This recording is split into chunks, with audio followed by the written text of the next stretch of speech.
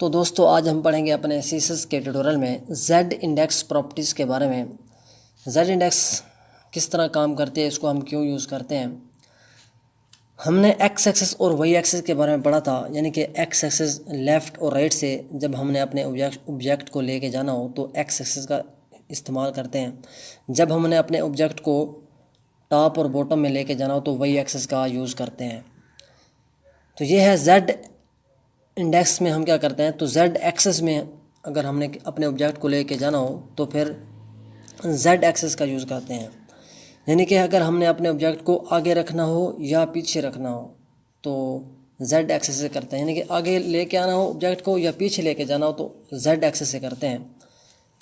तो अब मिसाल के तौर पर इसमें हम वैल्यू जो यूज़ करते हैं वो है सिफर, जो है वो बाई डिफ़ॉल्ट वैल्यू है।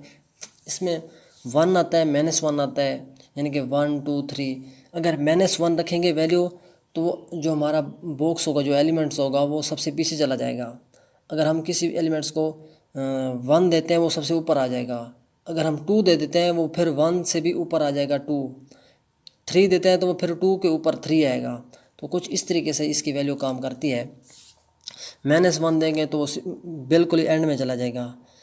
यानी कि हमारे पास 3 डिव हैं, एक ए है, बी है और सी है मिसाल के तौर पे, ठीक है। अगर हम इनमें से दरमियान वाले को अगर वैल्यू दे देते हैं 1, इनकी जो बाई डिफ़ॉल्ट वैल्यू वो इनको सिफर दी हुई है। अगर हम इसमें से बी को क्या करते हैं 1 देते हैं तो बी इन दोनों में से ऊपर आ जाएगा। ए और सी पीछे चला जाएगा और बी हमारा ऊपर आ जाएगा। तो कुछ इस तरीके से काम करता है। अच्छा, ये जो वैल्यू है ये अकेले काम नहीं करती। इसके लिए इसके साथ हमें जो पोजीशन प्रॉपर्टी है वो भी साथ लगानी पड़ती है। उसकी वैल्यू, इसकी कोई एक वैल्यू हमें इसके साथ यूज़ करनी पड़ती है। यानी कि हमने पोजीशन प्रॉपर्टी की जो वैल्यू आती है, यानी कि स्टैटिक है, वो अगर स्टैटिक तो होती है वो बाई डिफ़ॉल्ट वैल्यू होती है, वो हम नहीं लगाएंगे। उस यानी कि रिलेटिव है, एब्सोल्यूट है, फिक्स्ड है और स्टिकी है, इनमें से कोई एक वैल्यू हम इसके साथ लगाएंगे तब जाके ये हमारा वर्क करेगा, ये जो जेड इंडेक्स है। तो इसका हम प्रैक्टिकल करके देखते हैं। मैंने एक फ़ाइल बनाई हुई है, मैं आपको इसका स्ट्रक्चर समझा देता हूँ।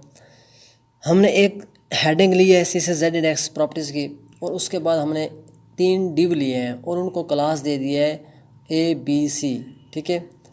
तो और उनकी यहाँ पर हमने स्टाइल टैग्स के अंदर स्टाइलिंग की हुई है। जो कॉमन क्लास है हमारे डिव, उसको हमने पहले इन सब को क्या किया हुआ है, विड्थ दी हुई है 150 पिक्सल और हाइट में दी है 150 पिक्सल की।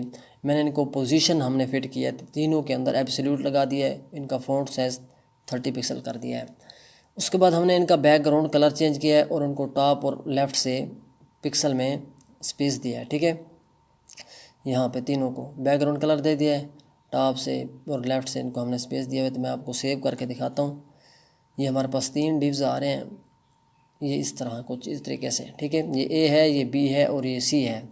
अब हम इनकी जेड एक्सेस से इनको प्रॉपर्टी लगाएंगे जेड इंडेक्स इसके अंदर। यानी कि जो हमारा ए डिव है, सबसे पहले हम ए में लगाते हैं।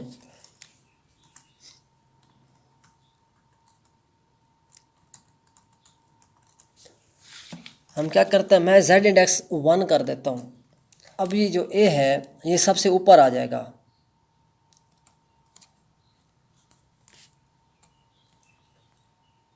ये देखें, और बाकी 2 पीछे चले गए हैं। यानी कि जेड इंडेक्स यही काम करता है, किसी को हमने किसी एलिमेंट्स को आगे लाना हो या किसी को पीछे धकेलना हो तो हम जेड इंडेक्स से कर सकते हैं। अब मैं इसको क्या करता हूँ, मैं इसको -1 कर देता हूँ, -1। अब ये सबसे पीछे चला जाएगा। जो हमारा ए है, ए डिव्स जो है वो हमारा सबसे पीछे चला जाएगा, ये देखें पीछे चला जाएगा। अब बी है, सी है ऊपर और ए जो है वो पीछे है। अब हम क्या करते हैं, हम इसको, मैं इसमें क्या कर देता हूँ, अब हम इसको 1 कर देते हैं।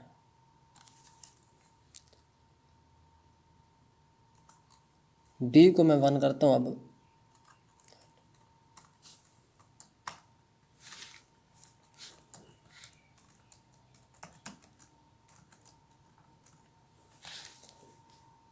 सेव करते हैं, ये देखें। अब बी को 1 किया, बी सबसे ऊपर आ गया और ए और सी जो है वो नीचे चले गए हैं, पीछे चले गए हैं। मैं क्या करता हूँ, अब इसको 2 कर देता हूँ, किसको, सी को। अब ये सबसे ऊपर आ जाएगा, जिसको हम 2 वैल्यू देंगे।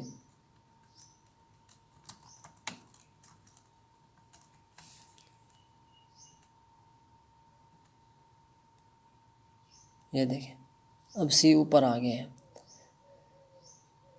अब हम क्या करते हैं, मैं इसको -1 कर देता हूँ, बी को मैंने इसको -1 कर दिया, और इसको हम क्या करते हैं, इसको मैं 1 कर देता हूँ।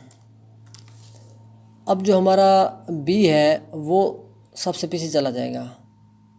ये देखें, पहले बी सबसे पीछे चला गया, फिर ए है, फिर हमारा ऊपर जो है वो हमारा सी आ रहा है।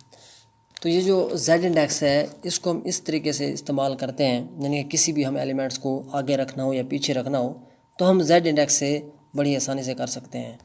तो thank you, take care, bye bye.